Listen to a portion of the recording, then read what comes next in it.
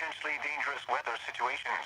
Specially built weather radios will be automatically activated to warn of the impending hazards.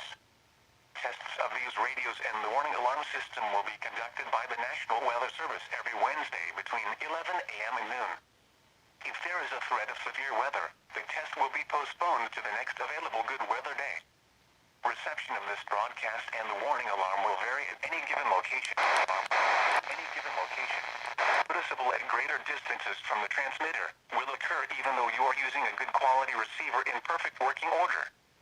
To provide the most consistent warning service possible, the warning alarm will only be activated for warnings in selected watches affecting the listening area.